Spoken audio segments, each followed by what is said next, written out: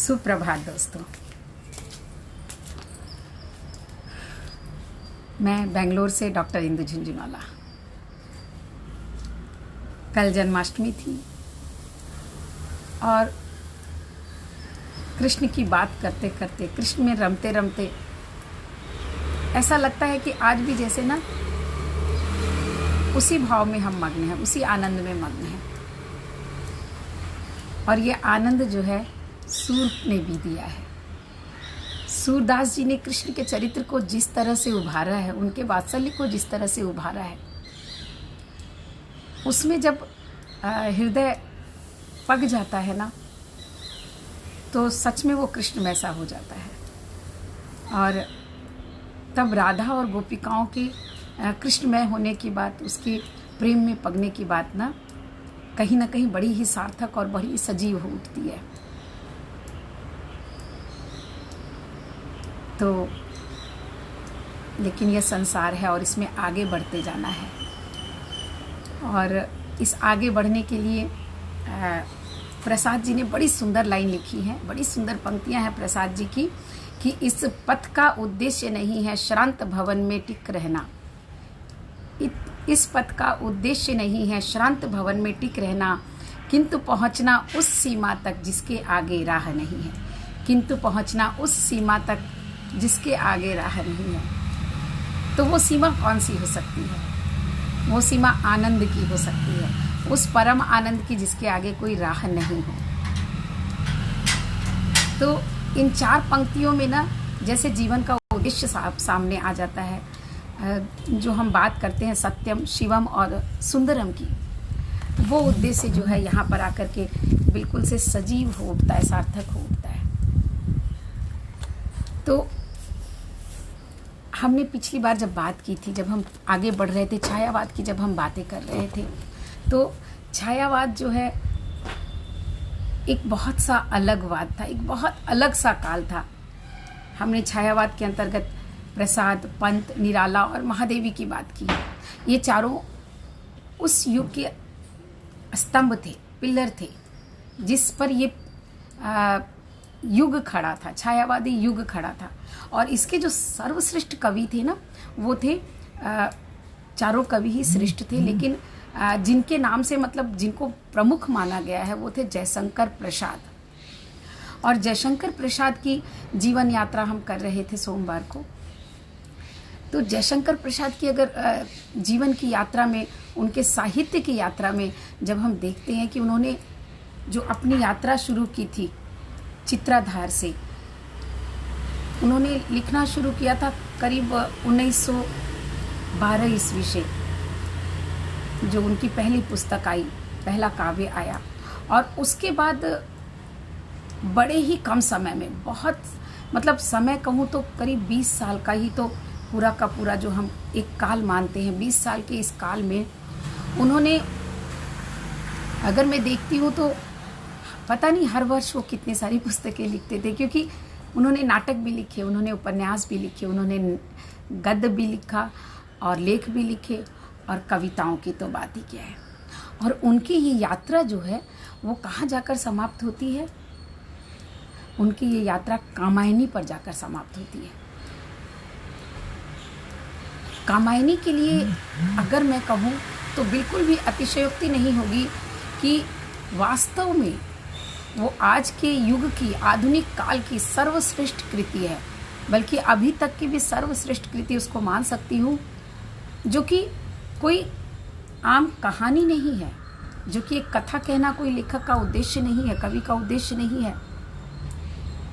उसमें जिस तरह से उन्होंने एक मनोवैज्ञानिक चित्रण किया है, एक नारी के हृदय का, एक पुरुष के हृदय का, एक समाज की बनने वाली प्रक्रिया का, उसके विघटन के तत्वों का, संयोग और वियोग का, कर्म और अकर्म का, आगम और निगम का, रहस्यवाद का, मतलब इतना कुछ है कामायनी में कि मैंने कहीं पढ़ा कि कामायनी जो है आज के युग का रामचरितमानस है। तो मुझे लगता है एक अर्थ में ज़रूर हम इसको मान सकते हैं, लेकिन रामचरितमानस और कामायनी में तुलना की आवश्यकता नहीं है, बिल्कुल भी आवश्यकता नहीं है, क्योंकि रामचरितमानस एक अलग ही संदर्भ में एक अलग ही चीज़ को लेकर चला है। और अगर जीवन की बात करें तो कामायनी भी जीवन की बात करता है, लेकिन कामायनी जीवन से आगे, बहुत आगे की बात करता है। तभी तो वो लिखते हैं कि किंतु पहुंचना उस सीमा तक जिसके आगे राह नहीं है। तो कामायनी उस आनंदवाद की बात करता है, जिस आनंद को हम उपनिषदों में देखते हैं, जिस आनंद को हम जैन और बौद्ध धर्म में देखते हैं। तो जब मैं कामायनी को पढ़ती हूँ ना, तो मुझे ऐसे लगता है कि इसमें पूरा का पूरा जैन धर्म, पूरा का पूरा बौद्ध धर्म और पूरा का पूरा जो द्वैत अद्वैतावाद, जो शिवागमों का जो तथ्य है, जो उनकी जो बातें हैं, उनके जो सिद्धांत हैं, जड़ की बात, अचेतन की बात, दो तत्वों की बात, दोनों तत्वों में समरसता की बात, मतलब कहते जाएं कि कामायनी में क्या नहीं है। मतलब पूछने वाली बात वास्तव में ये होती है कि उसमें क्या नहीं है। उसमें एक कथा भी है, बहुत छोटी सी कथा है, और वो कथा पुराणों और इतिहासों से ली गई है। तो जब मैं कामायनी की बात करती हूँ ना, तो मुझे लगता है कि कामायनी की बात की ही कैसे जा सकती है, उसके लिए तो कितना समय चाहिए। थोड़े से समय में कामायनी को समझना, कामायनी को जानना, जैसे जीवन को जानना है कुछ पलों में, आसान नहीं है। पूरा जीवन बीत जाता है, मुझे लगता है कितने कितने जीवन बीत जाते हैं इस जीवन को समझने के लिए। तो बस कामायनी भी कुछ ऐसी ही रचना है, और उसको महाकाव्य कहा गया है। तो मुझे कोई बोले तो मैं बोलूँ महाकाव्यों का काव्य कह दे कामायनी को। और उसकी विशेषता क्या है ना, उसकी सबसे बड़ी विशेषता ये है कि एक बहुत छोटी सी कथा जो कि हमारे पुराणों में, हमारे इतिहास में मिलती है, उस कथा को लेकर कामायनी आगे बढ़ती है। सिर्फ तीन पात्र मुख्य रूप से, मनु, श्रद्धा और ईड़ा। और श्रद्धा का एक पुत्र, वो पात्र के रूप में आप उसको बहुत गौण पात्र में मान सकते हैं। इन तीन पात्रों को लेकर के एक महाकाव्य लिखना, एक पूरे जीवन की कथा कह देना, जीवन के बाद की कथा कह देना, जीवन के अंतस की कथा कह देना, मनुष्य के मनोभावों को विस्तार दे देना, इतना कुछ किया है प्रसाद जी ने। और मैं प्रसाद जी की मतलब अगर नाटकों की बात करूं, उनके उपन्यासों की बात करूं, तो मैं देखती हूं कि प्रसाद जी में जो बहुत बड़ा तत्व मिलता है वो ये है ऐतिहासिकता। उन्होंने चंद्रगुप्त, अजातशत्रु, स्कंदगुप्त और इस तरह के अनेक उन्होंने नाटक लिखे हैं, और हर नाटक कहीं ना कहीं इतिहास के पात्रों से संबंधित होता है। उनके उपन्यासों में भी हम वही बात देखते हैं। और उसके साथ साथ भाषा भी उनकी जो है, हम कह सकते हैं कि संस्कृत निष्ठ भाषा में वो बात करते हैं। तो कहीं ना कहीं भारतीय जो इतिहास है, भारत की जो गरिमा है, भारत का जो गौरव है, वो प्रसाद में हमें नजर आता है।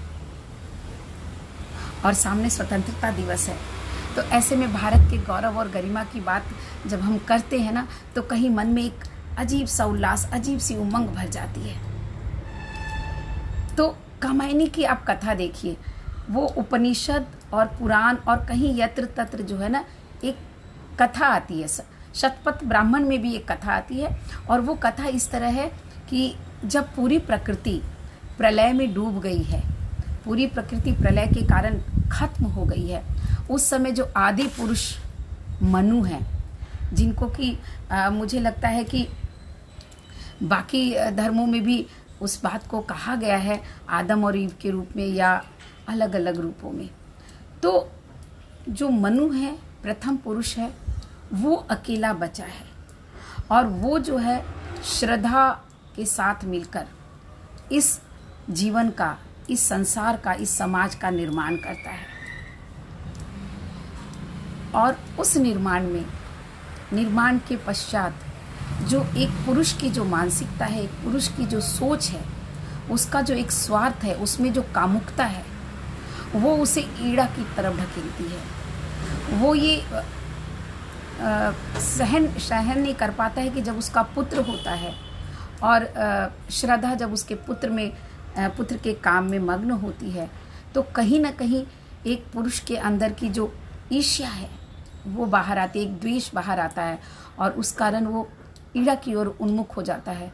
और ईड़ा के साथ रहते रहते जब ईड़ा पर भी वो अपना अधिकार करना चाहता है और नहीं कर पाता है, जो कि पुरुष का पुरुषत्व, एक अहंकार जिसको कहते हैं, तब वो अहंकार विगलित होता है और वापस श्रद्धा के साथ वो उस यात्रा पर निकल जाता है जिस यात्रा की बात जैन धर्म करता है, जिस यात्रा की बात बौद्ध धर्म करता है, बौद्ध साहित्य करता है, जैन साहित्य करता है, और जिस यात्रा की बात उपनिषद करता है। तो बस इतनी सी एक कहानी है, छोटी सी कहानी, छोटी सी कथा वस्तु। इस कथा वस्तु को लेकर के एक महाकाव्य की रचना, आप प्रसाद की कल्पनाशीलता का जो अनुभव कर सकते हैं इस आधार पर। मैं दंग रह जाती हूँ जब पढ़ती हूँ कामायनी। कितना सुंदर वो जो उन्होंने शुरुआत की है कि हिमगिरी के उत्तुंग शिखर पर बैठ शिला की शीतल छांव, एक पुरुष निर्भय नैनों से देख रहा था प्रलय प्रवाह। और आगे कहते हैं, ऊपर हिम था, नीचे जल था, एक तरल था, एक सघन, एक तत्व की ही प्रधानता, कहो उसे जड़ या चेतन। देखिए कितनी आसानी से एक जो पुरुष है वो बैठा है और उसके बाद धीरे धीरे आगे बढ़ते बढ़ते कैसे प्रसाद जो है दर्शन की ओर चले जाते हैं, जहाँ पर कि वो अद्वैतवाद को स्थापित करने का प्रयत्न करते हैं कि एक तत्व की ही प्रधानता, कहो उसे जड़ या चेतन। तो दर्शन, मनोविज्ञान, रहस्यवाद या जीवन का विज्ञान या समाज का विज्ञान या धर्मों का विज्ञान, आपको जिसका भी विज्ञान चाहिए, अगर हम कामायनी खोलते हैं तो उसके हर सर्ग में एक अलग ही विज्ञान मिल जाता है, एक अलग ही बात मिल जाती है।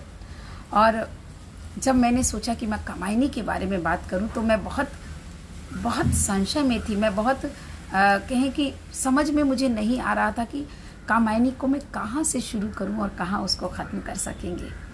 नहीं कर सकेंगे उसको इस तरह से हम खत्म। तो जो प्रसाद जी ने वो कामायनी की जब रचना की और वो 1936 का साल था, उनकी जो यात्रा का अंतिम पड़ाव, उनकी जीवन यात्रा का अंतिम पड़ाव, क्योंकि 1937 में तो उनकी मृत्यु हो जाती है। तो एक कहूँगी कि किस तरह से व्यक्ति विकास करता है। उनकी जो यात्रा शुरू होती है आंसू, लहर, चित्राधार और कानन कुसुम और स्कंदगुप्त, चंद्रगुप्त से नाटकों में ध्रुव सावनी पर जाकर के, और उसके बाद वो अंत होता है कामायनी पर जाकर। तो जैसे कि जीवन का चरम बिंदु, जैसे उन्होंने उसको छू लिया था और शायद उसके आगे छूने के लिए कुछ नहीं था, वो पूरी तरह संतुष्ट हो गए थे। और वाकई कामायनी पढ़ते हैं ना तो वो आनंद की उस स्थिति में हम पहुंचते हैं, उस आनंद की स्थिति को हम महसूस कर सकते हैं जो कि मनु ने श्रद्धा के सहयोग से प्राप्त किया जब वो निकल जाते हैं मानसरोवर की यात्रा पर। मानसरोवर के पास जाकर के जब आनंद की उस प्राप्ति की में मग्न हो जाते हैं, उस साधना में मग्न हो जाते हैं और उस प्राप्ति को प्राप्त करते हैं। तो ये थी प्रसाद जी की जीवन यात्रा, अंधकार से प्रकाश की ओर। ये थी मनु की जीवन यात्रा, श्रद्धा की जीवन यात्रा, अंधकार से प्रकाश की ओर। तो हम एक स्तुति जो हमेशा कहते हैं ना कि असतो माँ सद्गमया, तमसो माँ ज्योतिर्गमया, मृत्यो माँ अमृतम गमया। तो ये 3 सूत्र जो है ना जीवन के, ये 3 सूत्र यहाँ पर एकदम चरितार्थ हो जाते हैं जब हम शुरू से लेकर अंत तक पहुँच जाते हैं कामायनी के। और इसको कामायनी को जो हम कामायनी की बात करें ना, तो इसको शुरुआत की बात करें तो उन्होंने शुरू किया है चिंता सर्ग से, और इस तरह से अलग अलग सर्गों के उन्होंने नाम दिए हैं। और सबसे बड़ी बात यह है कि इन सर्गों के जो नाम हैं वो नाम जो हैं वो हमारे मनोभावों के ऊपर उन्होंने रखा है। मनुष्य में सबसे पहले किसी भी कारण से जो उत्पन्न होती है वो चिंता होती है, और चिंता के बाद धीरे धीरे जब हम उस सर्ग की ओर आगे बढ़ते जाते हैं तो चिंता के बाद आशा, श्रद्धा, ईड़ा, और इस तरह से धीरे धीरे निर्वेद, रहस्य और हम आनंद तक पहुंच जाते हैं। तो ये अलग अलग जो सर्ग है ना, वो हमारे मनोभावों के अलग अलग सोपान हैं, और इन सोपानों पर इस कथा वस्तु को साथ में लेकर के चलना वास्तव में मैं कहूंगी कि एक चमत्कार है। तो अगर हम कामायनी को देखते हैं तो हम कामायनी में धीरे धीरे आगे बढ़ें तो उसमें जब मनु बहुत परेशान है, हिमगिरी के उत्तुंग शिखर पर बैठा है और वो देख रहा है कि पूरा संसार जलमग्न हो गया है और वो चिंतित है। अब ऐसी चिंता तो निश्चित ही सबसे पहले चिंता की बात आती है, और वो चिंतित होता है, और चिंतित होकर के देखिए वहाँ पर प्रसाद कितना सुंदर लिखते हैं कि ओ चिंता की पहली रेखा, ओ चिंता की पहली रेखा, अरि विश्ववन की व्याली, ज्वालामुखी स्फोट के भीषण, प्रथम कंप सी मतवाली। तो जब मनुष्य के हृदय में चिंता आ जाती है, बोलते हैं ना चिंता जो है चिता से बढ़कर होती है, तो जब मनुष्य चिंतित हो जाता है तो वास्तव में वो सही निर्णय भी नहीं ले पाता, उसे समझ में नहीं आता कि कैसे वो आगे बढ़े। तो ये जो पहला कदम जो किसी भी काम को करने के पहले, किसी भी बात के पहले जो मनुष्य में सबसे पहले जो आती है वो चिंता आती है, और इसीलिए इन्होंने प्रथम सर्ग का नाम चिंता रखा है, चिंता सर्ग। और चिंता से धीरे धीरे जब आगे बढ़ते हैं, जब इस चिंता से वो धीरे धीरे बाहर निकलते हैं, उनका सामना होता है श्रद्धा जैसी एक बहुत ही खूबसूरत, मतलब उनकी खूबसूरती का इतना सुंदर वर्णन किया है प्रसाद जी ने प्रकृति के रूपों के साथ लेकर कि उषा की पहली किरण, खिलते कुसुम की खुशबू, और इस तरह के इतने उपादानों को श्रद्धा की खूबसूरती में मिला दिया है, और श्रद्धा का ही दूसरा नाम कामायनी है। तो ये एक प्रमुख बात और हो जाती है कि जहाँ पर हर कवि, हर साहित्यकार, या मैं बोलूँ हर संत पुरुषों के नाम पर पुरुष को नायक की तरह प्रस्तुत करके ग्रंथ की रचना करते थे, वहाँ पर प्रसाद जी ने कामायनी को नायिका की तरह रखा है और इस पूरे ग्रंथ को नारी प्रधान बनाया है। कामायनी को सबसे ज़्यादा प्रमुखता दी है, कामायनी जिसका दूसरा नाम श्रद्धा है, कामायनी, तो एक काम शर्क भी इसमें है। तो कामायनी के लिए देखिए वो श्रद्धा के लिए कितना खूबसूरत कहते हैं, नारी तुम केवल श्रद्धा हो, विश्वास रजत नभ पगतल में, पीयूष स्रोत सी बहा करो जीवन के सुंदर समतल में। तो नारी के जिस उत्कृष्ट रूप की वो बात करते हैं, जिस श्रद्धा की बात करते हैं नारी को लेकर के, वो श्रद्धा कहीं ना कहीं हमारे पुरातन में बसी हुई थी, हमारे चिर पुरातन में बसी हुई थी, और उस चिर पुरातन से उस श्रद्धा को, नारी के प्रति उस श्रद्धा को निकाल करके प्रसाद जी सबके समक्ष रखते हैं। और ये हमारे युग की बहुत बड़ी आवश्यकता थी, और मुझे लगता है कि आज जो नारी का जो रूप लोगों ने गढ़ दिया है, मान लिया है, और उसको सिर्फ एक भोग की वस्तु की तरह लोग देखते हैं, तो यहाँ पर प्रसाद जी कामायनी कहते हैं श्रद्धा को, लेकिन वो भोग की वस्तु नहीं है, वो सिर्फ भोग की वस्तु हो ही नहीं सकती थी। इस बात को कामायनी में इतने सुंदर ढंग से प्रतिपादित किया है प्रसाद जी ने कि वो बताते हैं कि वो कामायनी ही थी, वो श्रद्धा ही थी जिसने, जब एक मनु जो है, एक पुरुष जो है, जब उसे छोड़ करके अपनी रागात्मक वृत्तियों के कारण जब वो ईड़ा की तरफ, रागात्मक वृत्तियां जो श्रद्धा में भी है और मनु में भी है, लेकिन उन वृत्तियों से और आगे बढ़कर अपनी काम वासना की संतुष्टि के लिए, या अपने हृदय की, अपने बुद्धि की संतुष्टि कहूँ कि अपने बुद्धि की, अपनी व्यावसायिक वृत्ति की ओर, रागात्मकता को छोड़कर व्यावसायिक वृत्ति की ओर बढ़ता है, वहाँ खड़ी होती है ईड़ा। तो ईड़ा यहाँ पर बुद्धि का प्रतीक है। देखिए ये जो पूरा का पूरा कामायनी है ना, ये कोई, मैंने पहले ही कहा, कोई आम कथा नहीं थी। ये 3 ऐसे पात्र थे, मनु जो मन का प्रतीक है, कामायनी जो हृदय का प्रतीक है, और ईड़ा जो बुद्धि का प्रतीक है। तो हमारा पूरा जीवन जो है ना, पूरा जो जीवन का संघर्ष है, अगर देखें तो मन, बुद्धि और हृदय, यही तो प्रमुख है। ये और बात है कि हमने आज जो है ना शरीर को सबसे प्रमुख मान लिया है, और मुझे लगता है कि सारी की सारी समस्या जो है ना शरीर को सबसे ज़्यादा प्रमुखता देने से ही होती है। आज नारी का भी जो स्वरूप बन गया है, जो बना दिया गया है कहती हूँ, वो इसी के कारण है, क्योंकि हमने बाहर को प्रमुखता दी, हमने भौतिकता को प्रमुखता दी, हमने नैनों से नज़र आने वाले उस नज़ारे को प्रमुखता दी, हमने अपने अंतर को प्रमुखता नहीं दी, हृदय को नहीं देखा, अपने मन को नहीं टटोला, अपनी बुद्धि को नहीं जाना। तो कामायनी जो है ना, इन तीनों को लयबद्ध करने का, इन तीनों में समरसता स्थापित करने का और इन तीनों के बारे में समझने का एक पूरा शास्त्र है, एक पूरा ग्रंथ है, जिसको कविता की दृष्टि से, जिसको साहित्य की दृष्टि से महाकाव्य कहते हैं। मेरे लिए वो महाग्रंथ है।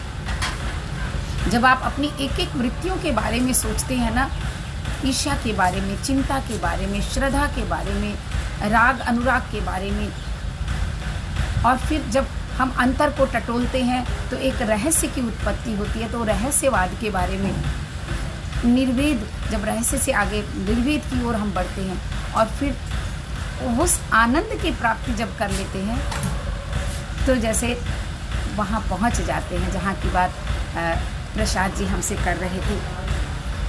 तो इतना सुंदर इसमें जो जिस नारी की मैं बात कहती हूँ, उस नारी के लिए, उस श्रद्धा के लिए, देखिए प्रसाद जी कितना सुंदर कहते हैं कि यह लीला जिसकी विकस चली, यह लीला जिसकी विकस चली, वह मूल शक्ति है प्रेम कला, उसका संदेश सुनाने को संस्कृति में आई यह अमला।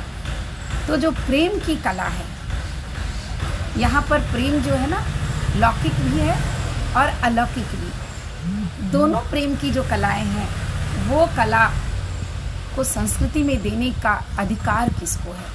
वो कला देने का अधिकार स्त्री को है, श्रद्धा को है। और श्रद्धा उस कला को बांटने के लिए, वो संदेश देने के लिए, उस प्रेम के संदेश के लिए, जो लौकिक भी है और अलौकिक भी, इस संस्कृति में वह अमला उस कला के लिए आई है, उस कला को प्रस्तुत करने के लिए आई है। और उस कला के लिए ही वो मनु के साथ मिलती है। तो आप देखिए कि जब मन के साथ श्रद्धा जब मिल जाती है, मन के साथ जब श्रद्धा का विकास होता है, तो मन प्रेम और श्रद्धा जब मिलती है, तो जैसे हम भक्ति की बात करते हैं कि भक्ति का विकास होता है, तो यहाँ ऐसी कोई भक्ति की बात नहीं कही गई है। यहाँ तुलसी और सूर की भक्ति की बात नहीं कही गई है। इस काव्य में प्रेम और श्रद्धा की बात है, लेकिन प्रेम और श्रद्धा के सम्मिश्रण से आनंदवाद की प्रतिष्ठा की बात है। और वो आनंदवाद जो कि समरसता में आता है। देखने की बात यह है कि ये एक बहुत विशेष बात है कि जब हम समानता की बात करते हैं तो वो बातों में रह जाता है, लेकिन जीवन में जब हम समानता के लिए सोचते हैं तो एक वास्तविक जो आनंद की उत्पत्ति होती है उस समरसता में होती है, उस समानता की राह पर होती है, समानता की राह पर चल कर के होती है।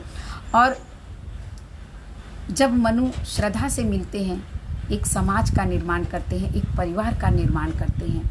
यहाँ पर मनु जो है एक बहुत ही जो उसका जो व्यक्तित्व है ना, एकदम सबल पुरुष का व्यक्तित्व है, वो एकदम स्वस्थ स्वरूप है जो एक पुरुष का स्वरूप होता है। और एक उसमें सूक्ष्म मननशीलता है, क्योंकि वो मनु का प्रतीक है, मन का प्रतीक है, और उसमें मनुष्य है, पुरुष है, इसलिए व्यापक स्वार्थपरता भी हमें मिलती है।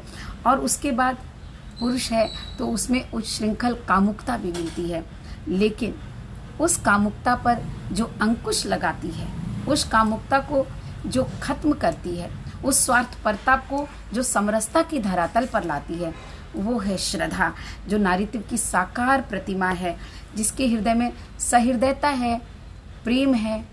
और एक बहुत बड़ी बात है श्रद्धा में, मानवतावाद। हम जो जिस मानवतावाद की प्रसाद बात करते हैं, वो मानवतावाद हमें कामायनी में हर जगह बिखरा हुआ सा नजर आता है। हर जगह जब श्रद्धा बात करती है, या मनु भी जब ईड़ा से परेशान हो चुके होते हैं, जब बुद्धि से थक चुके होते हैं और वापस श्रांत थके हुए बिल्कुल जब वो श्रद्धा के पास वापस आते हैं, तब वो भी मानवता की बात करते हैं। और उनके साथ जब श्रद्धा निकल पड़ती है मानसरोवर की यात्रा में, तो उस समय वो अपने पुत्र को सौंप कर जाती है ईड़ा को। और उस समय वो अपने पुत्र से क्या कहती है, बहुत सुंदर कहती है वो कि हे सौम्य ईड़ा का शुचि दुलार, हर लेगा तेरा व्यथा भार। हे सौम्य ईड़ा का शुचि दुलार, हर लेगा तेरा व्यथा भार। यह तर्कमयी तू श्रद्धा में, तू मननशील हो कर्म कर कर्म अभय। सबकी समरसता का प्रचार, मेरे सुत सुन माँ की पुकार, मेरे सुत सुन माँ की पुकार। तो खुद जिस आनंदवाद की खोज में वो निकलती है, उसके पहले वो अपने पुत्र को, ईड़ा को सौंपती हुई अपने पुत्र को ये संदेश देती है कि तू सबकी समरसता का प्रचार कर, तू सब कुछ भूल जा। और मनु को भी वो कहती है, देखिए कितना सुंदर कहती है मनु को कि औरों को हंसते देखो मनु, हंसो और सुख पाओ, अपने सुख को विस्मृत कर लो, सबको सुखी बनाओ। तो मानवतावाद की कितनी सुंदर स्थापना संदेश देते हुए जब श्रद्धा मनु से कहती है कि सबको सुखी बनाओ, औरों को हंसते देखो मनु, हंसो और सुख पाओ। मतलब दूसरों के सुख में सुखी होना सीखो, दूसरों को खुश करना, ये हमारे जीवन का उद्देश्य होना चाहिए। और इस तरह से वो जो मानवता का प्रचार करती हैं, लेकिन प्रसाद जो है जीवन के सत्य को कहीं भी नहीं भूलते हैं। और इसलिए उन्होंने एक बड़ी सुंदर इसमें उक्ति कही है कि यह नीर मनोहर वृत्तियों का यह विश्व कर्म रंग स्थल है परंपरा है लगी हुई ठहरा जिसमें जितना बल है। ध्यान दीजिए कितना सुंदर लिखा है कि यह नीर मनोहर वृत्तियों का। तो अगर इस सागर को हम समुद्र मान लें, तो इस समुद्र में जो ये नीर बह रहा है, यह नीर मनोहर वृत्तियों का, मन को हरने वाली जो वृत्तियां हैं, उन वृत्तियों का नीर इस संसार रूपी सागर में बह रहा है। और यह विश्व कर्म रंग स्थल है। रंग स्थल मतलब जहाँ पर कि हम नाटक खेलते हैं। तो यहाँ पर इस सच को वो उद्भाषित करते हैं कि यह जीवन जो है ना, एक रंग भूमि है, यह संसार एक रंग भूमि है और हम उसमें अपनी अपनी भूमिका निभाने आए हैं, नाटक के पात्र हैं हम। तो मुझे आनंद पिक्चर का ना वो डायलॉग याद आ गया जो आनंद कहता है अमिताभ बच्चन से कि बाबू मोशाय, यह जीवन तो रंगमंच है और हम सब उसकी कठपुतलियां हैं। तो इस तरह का जो बहुत सुंदर वो डायलॉग था, बहुत प्यारा डायलॉग था। तो यहाँ पर वो बात आती है कि देखिए ये जीवन जो है, यह विश्व कर्म रंग स्थल है। तो यह विश्व जो है एक रंग स्थल है जहाँ पर कि हमें अपना कर्म करना है। तो एक बात और यहाँ पर स्पष्ट होती है, गीता का जो ये उपदेश है ना कि कर्मण्य वाधिकारस्तु माँ फलेषु कदाचन माँ कर्म फल हेतुर्भुमा तेओ संगोस्तवि कर्मणि। तो यहाँ पर यही बात, जब हम भूमिका की बात करते हैं, जब हम नाटक के पात्र बन जाते हैं, तो फिर बात यही होती है कि कर्म हमें करना है, हमें फल की प्राप्ति की बात नहीं सोचनी है, क्योंकि हम तो भूमिका कर रहे हैं, हम वास्तव में वो नहीं हैं। तो यहाँ पर एक तरह से आत्मा और परमात्मा की बात भी आ जाती है। और उसके बाद देखिए कितना सुंदर एक सच है कि है परंपरा है लगी हुई ठहरा जिसमें जितना बल है। तो जो एक बड़ी अच्छी सी उक्ति भी आती है ना कि यहाँ पर जैसे बड़ी मछली छोटी मछली को खा लेती है। तो ये कहने का अर्थ ये होता है कि जिसमें जितना बल होता है वो यहाँ ठहरता है। मतलब ये बल आत्मा का भी हो सकता है, ये बल और बहुत रूपों में हो सकता है, लेकिन यहाँ पर जिस आत्मबल की ही बात मुझे लगता है प्रसाद कहते हैं कि जिसमें जितना आत्मबल होगा वही इस रंगभूमि पर, इस रंगमंच पर ठहरता है, उतना ही वो ठहर सकता है, उतनी ही देर रुक सकता है। मतलब आपको कर्म करने की जितनी आप में शक्ति होगी, जितनी आप में चाहत होगी और जितना उसके बल प्रति आप में आत्मबल होगा, उतना ही आप इस रंगभूमि पर ठहर सकते हैं। तो एक और इंगित करते हैं कि हमें अपने आत्मबल को इतना बढ़ाना है कि हम जीवन पर्यंत थके नहीं, हम अपने कर्मों को करते रहें। तो एक काव्य की रचना के अंतर्गत एक छोटी सी कहानी को लेकर चलते चलते इतने सारे संदेश, और जब नारी की बात करते हैं ना, तो अच्छा समय हो गया है, चलिए तो ये इस नारी की अंतिम बात से मैं इसको यहाँ पर ख़त्म करूँगी, क्योंकि मैं देख रही हूँ कि समय हो गया है। तो नारी के अधिकार की जो बात है, तुम भूल गए पुरुषत्व मोह में कुछ सत्ता है नारी की, समरत है संबंध बनी अधिकार और अधिकारी की। समय हो चला है, इस बारे में मुझे लगता है कि कामायनी के लिए बात करूं तो लगता है बातें करती ही चली जाऊं। तो चलिए हम फिर मिलेंगे। आज आप सोचिए, मुझे लगता है कि हमें इस समरसता की बात सोचनी चाहिए, इस आत्मबल के बारे में सोचना चाहिए कि ये बात निश्चित है कि ठहरा जिसमें जितना बल है, तो ठहरेगा वही जिसमें बल होगा। तो हमें अपने में इतना आत्मबल लाना है, इतना मजबूत बनना है कि ये जो कोरोना है ना, ये वापस आना भूल जाए हमारे पास। इस आत्मबल से हमें आगे बढ़ना है। और इसके बारे में भी बड़ा सुंदर उन्होंने बहुत सारी बातें कही है इस बारे में कि हम जीवन में जो है हर्ष और विषाद, दुख और सुख, उसके बारे में बहुत सुंदर इसमें चर्चा हुई है। तो हम इस चर्चा को फिर कभी करते हैं। आज बस इतना ही। बस आप अपने आत्मबल की बात सोचिए और जीवन में कभी भी निराश नहीं होना है, आशा की ओर बढ़ना है। मनु की बात सोचिए कि वो बिल्कुल अकेला पुरुष था, पूरी पृथ्वी संसार जलमग्न हो गया था पूरा संसार, और उसमें वो अकेला था जो कि अपनी रागात्मक वृत्तियों को लेकर, श्रद्धा को लेकर के उसने वापस से पूरे संसार की रचना कर दी, पूरे समाज की रचना कर दी। तो हमें तो बस कुछ दिनों की, कुछ पलों की बात है जो दुख आते हैं और चले जाते हैं। बहुत बहुत शुक्रिया, धन्यवाद आपका। आपका दिन मंगलमय हो, बहुत सुंदर हो, बहुत शुचिकर हो। धन्यवाद।